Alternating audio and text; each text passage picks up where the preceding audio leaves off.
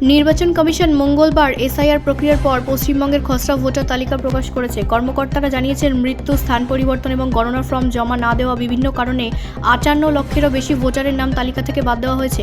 সরকারি তথ্য অনুযায়ী এই নামগুলো বাদ দেওয়ার পর রাজ্যে খসড়া ভোটার তালিকায় ৭,৮,১৬,৬৩১ জন ভোটারের নাম থাকবে, যা এসআইআর প্রক্রিয়ার আগে ভোটার সংখ্যা ৭,৬৬,৩৭,৫২৯ জনের চেয়ে ৫৮,২০,৮৯৮ জন কম। আগামী বছরের শুরুতে রাজ্য বিধানসভা নির্বাচন অনুষ্ঠিত হওয়ার সম্ভাবনা থাকায় খসড়া তালিকাটি, সেই সাথে বাদ পড়া ভোটারদের বিস্তারিত বুথ ভিত্তিক তালিকা এবং নাম বাদ দেওয়ার কারণ সহ পশ্চিমবঙ্গের মুখ্য নির্বাচনী আধিকারিকদের ওয়েবসাইট, নির্বাচন কমিশনের ভোটার পোর্টাল এবং ইসিআই নেট অ্যাপ্লিকেশনে উপলব্ধ করা হয়েছে।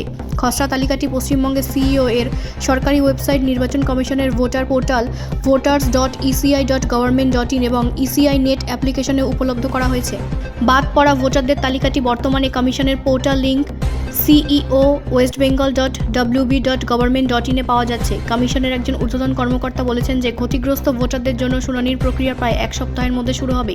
ওই কর্মকর্তা জানান, খসড়া তালিকা প্রকাশের পর এবং শুনানি শুরুর মধ্যে এই সময়ের ব্যবধানটি হবে শুনানির নোটিশ মুদ্রণ, সংশ্লিষ্ট ভোটারদের কাছে তা পৌঁছে দেওয়া এবং নির্বাচন কমিশনের ডাটাবেস সেগুলোর ডিজিটাল ব্যাকআপ তৈরির জন্য। এই প্রকাশনাটি এমন এক সময় এলো যখন 4ই নভেম্বরে শুরু হয়ে 11ই ডিসেম্বর শেষ হওয়া এসআইআর প্রক্রিয়ার সময় ভোটারদের ভাগ্য নিয়ে কয়েক সপ্তাহ ধরে রাজনৈতিক উদ্বেগ এবং জনমনে অনিশ্চয়তা বিরাজ করছিল। এইসব ক্ষেত্রে এমন ভোটাররা অন্তর্ভুক্ত ছিল যাদের মৃত নিবন্ধিত ঠিকানা থেকে স্থায়ীভাবে স্থানান্তরিত বা খুঁজে পাওয়া যায়নি, অথচ যারা একাধিক নির্বাচনী এলাকায় দ্বৈত ভোটার হিসেবে তালিকাভুক্ত ছিলেন।